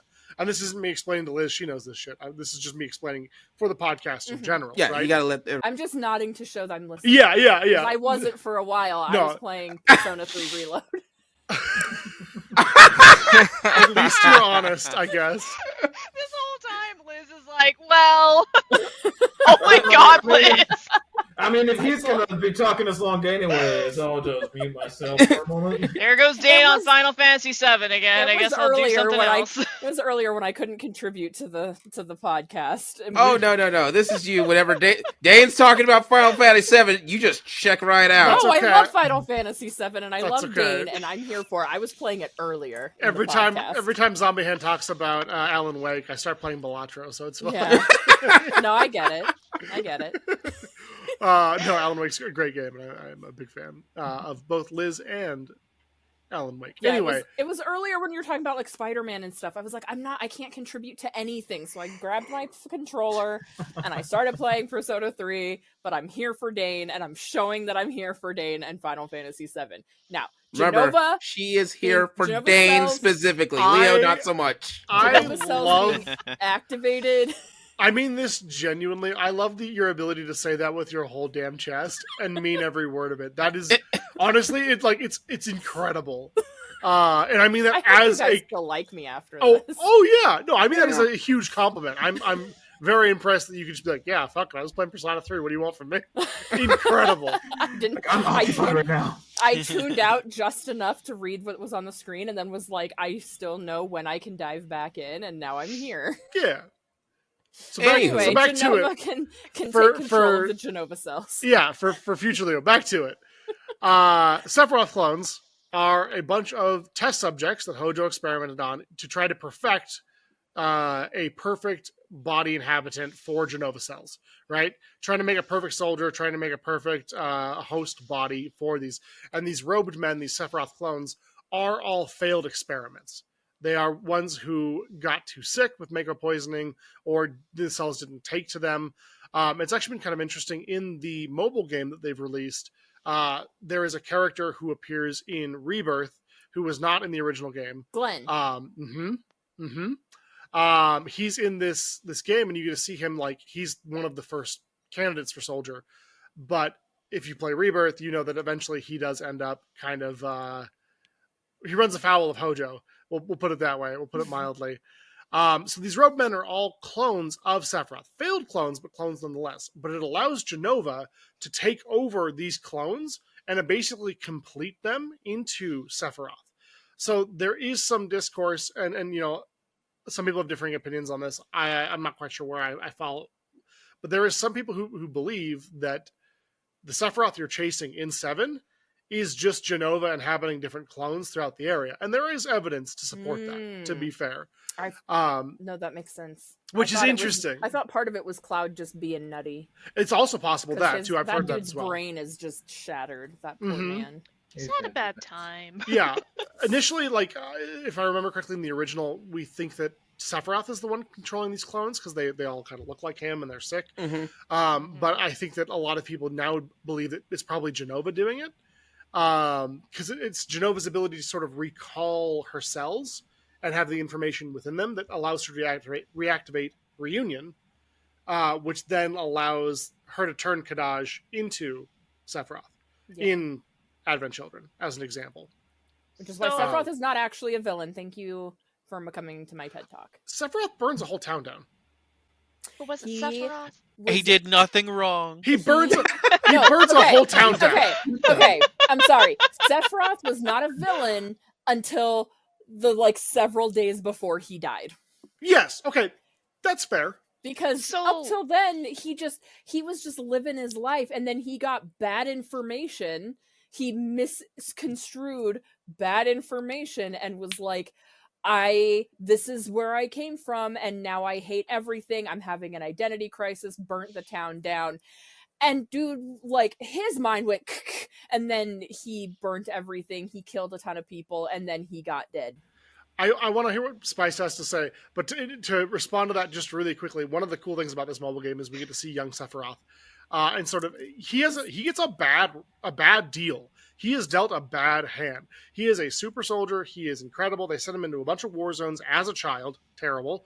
And then he is sort of treated as this exalted hero, but B as being more than human. So it absolutely makes sense to me that as he learns about Genova and the Professor Gast, Professor Hojo experiences that he goes through, it would make sense that he would not have the mental wherewithal or fortitude to handle that revelation the way he was given it. Yeah. So another topic for another podcast, I suppose, but cool motive, still murder. Yeah, dude murdered Tifa's father. That's kind of a bad thing to do. The real villain though is fucking Zack. You see your boy going nutso, and you don't go, "Hey buddy, you okay?" I need to play Crisis Core. Not even that, dude. In the original Final Fantasy VII, Zack goes down into, this is going to be a quick aside, I promise, but Zack goes down into the library where Sephiroth is researching, and Sephiroth is obviously distraught and obviously pacing back and forth and muttering about the planet and Genova and world cells. And what does Zack do? He goes back to the inn and goes to sleep. He's just like, "Hey buddy, what are you doing?" And he's like, no, Genova, leave me be. I'll be along later. And Zack's like, "Cool, dude. Bye." Later, dude. You got this though, right? I'm out. I'm tired. I see what you mean. Check it on your friends, people. I didn't think about that part. I thought you meant Zack talking about Cloud going nutty. And no. I love Zack. Zack's a hero, to be fair, but he did not do well in any of the incarnations that I've seen by Sephiroth, because they're on the same mission, they're in the same town. He notices Sephiroth start to act weird, and he goes, "Huh. Anyway." Isn't he also 18? Maybe. I think he's 23. Oh, maybe. Anyways, so my question. Yeah. if at any single point in time Genova can like recall the cells and turn someone else into another Sephiroth, is this like a mind flare situation? Sort of, I don't kind think of. that she's not turning them into Sephiroth. I think she can project the image of Sephiroth onto them. So Yeah. that, Okay, so like, they're not Cloud is seeing Sephiroth, but it's actually just one of these hooded schmoes around so it's more town. like a mirage than it is Yeah. like And- everyone's Sephiroth now. Yeah. I could have, if anybody would have gotten it, I would have made a Five Nights at Freddy's reference here, but it would not work. Never I am played. not your audience, and I'm The sorry. first one, maybe? It's something that shows up in Sister Location, the 5th game, I got nothing. and in the books. to Anyway, I walk really back like FNAF. very slightly. So it's not that Genova can just turn anyone into a Sephiroth, right? But Genova has the ability that if her cells are present in a host, that she can sort of copy, as far as I understand it, copy that data and sort of rewrite it onto a new host, right? But you will notice that it does take 3 Genova cell carriers in Advent Children to make one pseudo Sephiroth, right? In the same way that you see a bunch of these tattooed people wandering around, they are seeking to go back to Reunion to gather together in order to allow Genova to make, her a body of some sort, whether it's Sephiroth or whether it's just a Genova scary monster or whether it's the lady who gets decapitated in the reactor, right? Whatever it might be, she needs her cells to be closer in proximity in order to kind of glomp onto their power and turn them into a suitable host for her. She can do that with few, but they're less powerful, as I understand it. Do you want to know who one of my favorite Mako receivers in Soldier was in Rebirth? Who? Broden? Yeah. God, he was so cool. Yeah. I love him. Look out for Yeah. my Broden and Cloud fan fiction. One, almost to a one, we see all the soldiers not do well with the Genova cell implants, right? So they all kind of fall to megalomania or bouts of insanity. And that includes, Zach, we don't really see as much. I think he's probably as close as one could get to the perfect strain, hypothetically.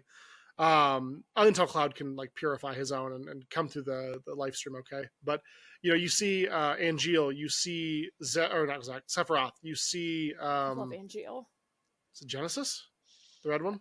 Yeah, Genesis. You see Genesis, and you watch them as like some of the first successes of this group. They all fall to madness. All 3 of them turn their back on their ideals in some way and go absolutely just apeshit. So I love Yeah. Angeal.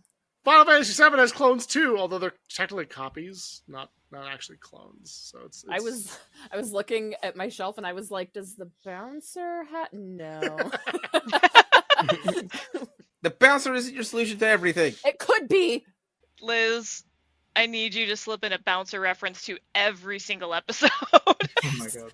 Oh my god, I will find a way. I should go replay the game. I haven't played it in like 10 years. I got a PS2 watching you multi-tap play it. so I could play Oh the my Yeah, bouncer. Make the yeah. bouncer happen. It's not happening. It might happen.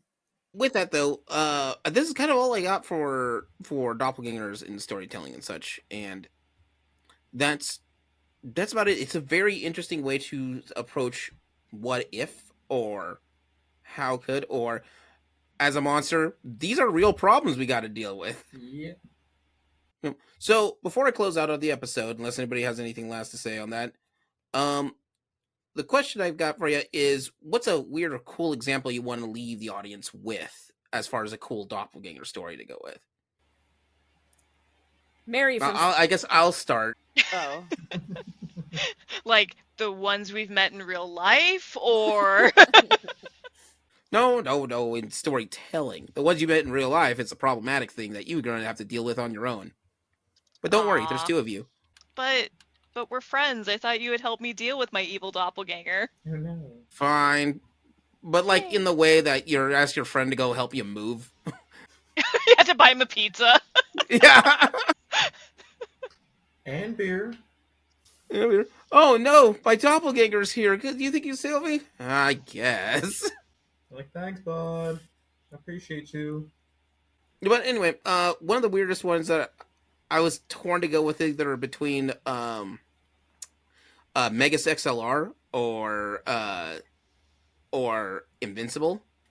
I think I'm gonna go with Leon on Invincible on this one. In Invincible, there's a character named Replicate who has the ability to replicate themselves and make clones of themselves. But apparently every clone is kind of connected, so they all remember all the things that they're having, that they're there. But if they don't get like killed off or anything, each of the clones remembers everything that happened, and Replicate just gains those memories on top of each other. Is that in season 2 or 3? No, that's just what she does. No, but is that in... Because I don't think I remember... I've only seen season 1 once, and it was phenomenal, but I don't think I remember... Replicate's like in the first episode. I think you find out in season 2. You find out in season 2 that that's one of the cruxes of her powers. Is that she still remembers everything that every clone has. Yeah, I've only seen season 1 once when it was first released, so I must just not remember.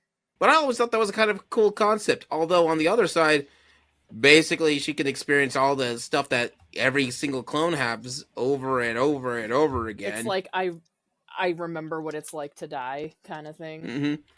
But more on top of that, like all the skills that they would learn, because they're all basically individuals, clones. She knows. Send one of them to go learn programming and off as a clone. God, that one's moving around, and now every clone has the same knowledge of that programming. Ooh, that's my favorite thing about the shadow clones in Naruto. Okay, I was thinking you the can exact same thing. train it up. Oh my god. That was the greatest. So much done. Because we were talking about clones being part of the whole doppelgangers. The first thing crossed my mind was, damn, Naruto really took advantage of the doppelganger loophole. And it's like, what if we just had 1,000 of us to take care of everything? Like, I've been told multiple people that if I could have any anime ability, it would be Shadow Jutsu. Because I'm thinking of the practicality behind it. And it's like, okay, I don't got enough time to take care of all this at once and get experience. Or do I? All right, you're team Twitch, you're team legs, you're team upper body, you're team this, and you are playing farm. You're just the biggest tournament training arc to ever exist. Wait, what? You're the biggest tournament training arc. Yeah, like you are a tournament and training arc with you and all your shadow clones. Listen, we can get a lot done though, right? That's what I'm saying. I know, It's perfect. It's like we have the same goals anyways. It's like, all right, so you're taking care of the podcast. Yep, and what are you doing? I'm taking care of the shiny run. The one thing that always makes me hesitant to choose Shadow Clone is that you have to have the chakra to go with it. Yeah. Mm-hmm. What's hard because because it divides your chakra in half each time you do it, and like the reason Naruto can make so many is because he's got the fox inside of him. But chakra doesn't increase as your power increases. From what I understand, like it's like Rock Lee, right? No matter how hard he trains, he has shitty little baby chakra the whole time. Yeah, and that's he's great. He's great, He is but that fantastic. sucks. Because it's like, no matter what, if you've got a little bit of chakra, that's what you get. You can make one clone, and he's kind of shitty. I feel like Ben would have lots of chakra. Oh, I don't want to say Ben wouldn't, right? But that is one of the things that I do consider when I'm like, yeah, Shadow Clone's really rad, but you need to have the chakra to back it up. I think I would have like half a chakra. Listen, if I am Like able Star. to make at least one clone, we can figure out. It's like, all right, how do we do our chakra? Because if we both start working on it and then you disappear, then that's double XP for me. And then if I do it again, see where I'm going with this? And then Yeah, but chakra doesn't increase. That's the problem. If you got little baby chakra, you always have little baby chakra. it's a real problem there. It really I'm is. just thinking of the practicality perspective, okay? No, I would love to be able to clone myself. Believe me. Okay, I so believe it. I believe it. Yeah. Stop. Dun, dun, dun, dun, dun, dun, dun, dun. Believe it. So I guess for mine it's Replicate, and for Ben's it's going to be Naruto. Totally fair. But fair. Absolutely. What about you, Dane? Final Fantasy VII. Just No, said Chrono shocked. clones. I didn't have one prepared, and then you called on me, and I panicked. Well, Just say that's- Chrono So clone. shocked. you had it prepared. You just already did it, right? You were ahead, you Yeah, had a schedule for us. I Have mean, you that's guys, fair. Have you guys heard of this game? Clone. This game called Clone Final Trigger. Fantasy VII. I didn't hear I couldn't hear anything besides blah, blah, blah, blah, clone. Would you like fries with that? Anyway, Slap Um, one Chrono Clone and a side of fries, Oh, please. Chrono clone. Got it. That's what she said. Mm-hmm. No, I mean, like, Final Fantasy VII's got... The clones aren't very interesting, though, other than the fact that they can become a body for Genova. Right. Which I don't want. No, thank you. Evil Power Rangers is probably the one I would go with, because I always like those episodes where it's like, man, why is Tommy being a dick this week? It wasn't Tommy! He was in a cave, trapped by Goldar, and this Leo is was a asking buddy. if Leo was asking if there was one last one you wanted to add on. No, Liz, I don't have one. Oh. yeah, you didn't have one. I said that. I thought you were just. I don't have anything. Next caller. He was Yeah, ahead of that's not- schedule. I those- thought we determined that. You know what, Liz? You're up. No, Ashwood's up. Nope, you're up. You're up. You're the chosen Okay. one, Liz. Let me guess. Uh, Chrono Clone? You already brought that up. What's your new one? Maria from Silent Hill 2. You already mentioned her. No, I didn't. You said the name Maria. Yeah, it was because I thought we were closing up, and then Leo was like, Leo was like, There's "Who's one that?" more. I'm just who's saying, I one heard that Maria already, Liz. No. I heard Maria. What's your third one? What's your third one? Leo said he was going to. He was like, "Oh, I'll go first," as I said Mary, and then I was like, "Oh, Leo will start." So I didn't even actually say Maria. I said He Mary. didn't get Well, the but I other meant- out. But I'm pretty meant sure Maria is Spanish for Mary. it is. It is. Or Oh! something. Anyway, Maria. I think we are all losing our minds a And little. today, D&D Uh, has now finished off his Grito lessons. I'm so... He just went straight into Tenacious D on that note. He's my doppelganger, y'all. I'll handle this. Now we know which one to get. I'm trying to find. I'm trying Anyways. to find a different one now that Jacket I'm not allowed. remains.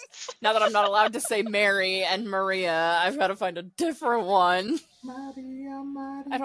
I can't think of any. Maria from Silent Hill 2 was created as a look-alike of Mary, but if Mary was more like sexually provocative to fit in with that side of James, who was sexually frustrated because he couldn't have sex with his wife while she was dying of a skin disease.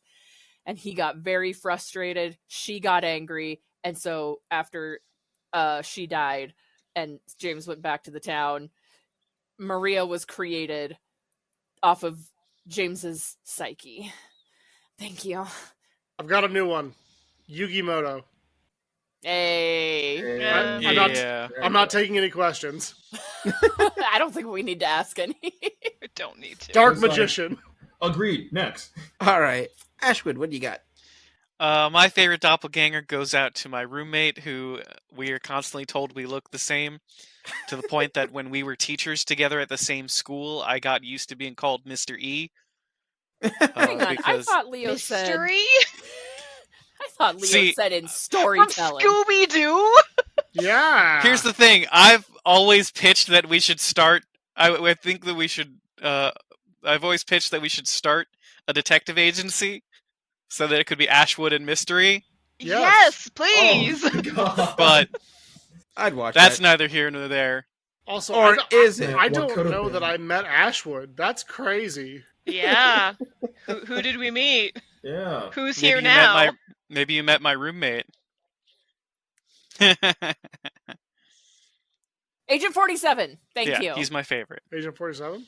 I love Agent 47. Is there more to Or- one or Agent your 47? roommate, Well, Ashwood? they're all clones off of five. They took the DNA of 5 serial killers, and they started making a whole bunch of clones. Agent 47 is the only one who actually either took the DNA well and was able to grow up, or didn't get the shit beat out of him and killed during their training as kids. But then I you didn't find know out that that. actually there are 2 others. I stole that from Final Fantasy. But one of Whatever. them is alive in the trilogy, Okay. the new Oh, trilogy. what about you, Spice? So, I'm going to say, how do I put this? the entire existence of Low Rule from Legend of Zelda Link Between Worlds. Because you have Princess Hilda, who...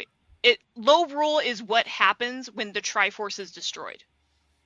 And Right. so spoilers for a 3DS game, by the way. So Low Rule is what happens when the Triforce is destroyed as opposed to sealed, because people lust it after its power too much and they get corrupted.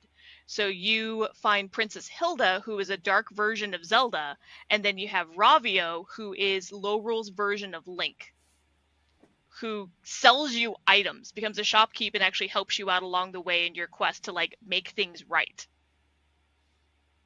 And That's I awesome. love that play. And I've been actually sitting here thinking for the last 5 minutes if Shadow the Hedgehog is a doppelganger of Sonic or not. He's You the ultimate know, life form. I think that's more of an evil clone And that ran up their nose. That's kind of Yeah. the whole plot of Sonic Adventure 2 is that they are doppelgangers. Yeah. Yeah. But Close in enough, the we'll take movie it. they're not, and in other canons they aren't, so I couldn't quite piece together, is Shadow the Hedgehog a doppelganger, or is he just one rad dude? I don't know. I mean, we'll count it. Let's Sonic face it. was emo. This is all about the Chrono Trigger clone, but literally you need it for one thing to step on to take its Chrono's place while he gets zapped. You're like, hey buddy, stand here for a second. I gotta go. Yeah, we need to get the real Chrono back. I'm But if you surprised- don't get the real Chrono back, you can just put the Chrono clone in Chrono's room and leave it there. I'm surprised no one mentioned Kingdom Hearts. Oh, We- jeez. Look, we had enough with the if you fans. We don't have time for that. The Kingdom I'm Hearts just- do- I'm You have just- to pick- I'm Yeah, I have- just. I I'm just have to saying. go take my medications and I'm just sleep saying. tonight. we already used our podcast and a podcast privileges on Fate Stay. But it's We not. can't bring Kingdom Hearts into this. Play as Sora. He's not even the main character. The main character is Roxas. I'll listen, I'll go. I know too much Kingdom Hearts lore. I'll do the spoiler cast for that one. I have not had enough drink tonight to We get appreciate Norded. you. I just wanted Yeah. to quote MC Chris. Okay. Yeah, that's fair. Well, then we'll soon get to the fun part of the game. You ain't get time to make a profile. With that being said, thank you for everybody coming on to this episode. Our next episode will be released on March 21st. In that case, see you guys then. And this is Gaming Theater Podcast logging out. Bye, everybody. Bye. Bye. Bye.